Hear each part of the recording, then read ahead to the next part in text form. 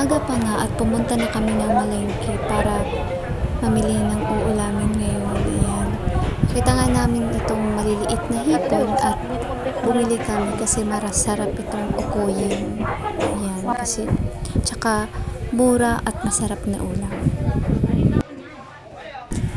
Ayan, nakabili na nga kami ng isda at nung makita ko sa kabila ay merong alimasag. Alam niyo naman, favorite. Ayan, kaya sabi ko, tingnan mo, tanungin mo kung magkano yung kilo. Tapos tinanong niya ako kung gusto ko. Aba, syempre gusto ko. Ayan, kaya namili siya. Ayan, namili kami ng 1 kilong alimasag. Ayan. At ang tataba pa. Ayan, pauwi na nga sana kami nung makita niya may tindang baka. Ayan, kaya bumili siya ng pata ng baka, yung paabay, yung paa ng baka. Ayan, ewan ko ba dito sa kanya at ang hilig sa baka. Nung mula maliit nga ako hanggang naging 30 years old ako, hindi ako makain ng baka. Nung maging husband ko siya, ayun, napakain na rin ako. Ayan, pero sabi nga nila, mas healthy nga raw to kaysa sa pork. There's a dog. Pagpauwi nga namin, napadaan kami dito sa Prutasan at bumili kami ng seedless na mandarin. At bumili na rin kami ng isang tray na itlog para gamitin namin sa lulutuing ukoy. Ayan, pauwi na kami. Kaya pagkadating namin sa bahay, agad kong prepare at inayos yung mga pinamili namin. Nilagay ko muna yung sa lalagyan yung mga egg. Hindi maiwasan talaga na may nabasag. Kaya yung Na ano nabasag siguro na lang, po, yung nadaganan gagamitin ko. doon sa mga ibang Diba? pinamili. Pagkatapos kong ayusin yung mga itlog, sinunod ko naman yung paghugas ng baka kasi ilalagay ko muna sa ref kasi hindi muna namin iluluto. Kasi sabay-sabay yung ulam at hindi naman namin kaya ubusin lahat-lahat. Unahin ko muna yung ukoy at saka yung alimasa. Ayan. 350 naman ang Tapusin kilo muna ng nito sa maayos palengke. para Ayan. bago ilagay sa ref. Masarap ito. At i-ref natin. Ayan, nilagyan ko nga ng cover yung baka bago lalagay ko sa ref. At sinunod ko na ngayon, hugasan ko na yung alimasag. Nilagyan ko lang yan ng konting asin at konting Sprite. Kasi yun na lang yung natirang Sprite, hindi na ako bumili. Kaya yun na lang. Tapos nilalagyan ko lang ng konting Sprite. tubig. Ayan. And ready to cook na. After ko nga isalang yung alimasag, sinunod ko ng hugasan itong maliliit na shrimp na hipon gamit ang strainer at binuhusan ko lang ng tubig. Ayan, para mawala na yung dumi. Ayan, or yung food coloring or yung konting alat. Ayan. Pagkatapos naman ay sinunod ko na tong carrots at lalagyan ko siya ng carrots. Ayan. Binalatan ko. Tapos, balak kong ilagay ko to sa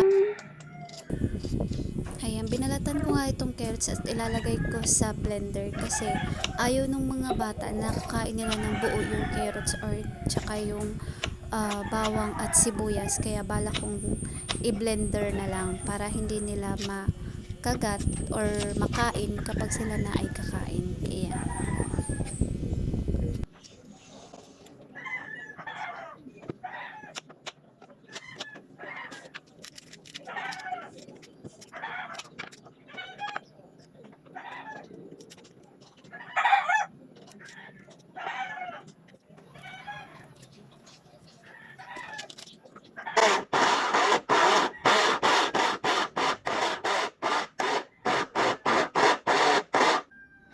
Ayan, tapos ko na nga i-blender yung carrots tsaka yung bawang sibuyas at ito naman yung hipon. Paghahalo-haluin ko lang, lalagay ko dito sa hipon na maliliit. Tapos lalagyan ko rin yan ng itlog, mga 4 na itlog, tapos ng harina, konti lang, at ng patis para may panimpla. Ayan. Kapag katapos ng paghalo-haluin natin or i-mix yung mga ingredients doon sa maliliit na hipon, pwede na natin siyang iluto.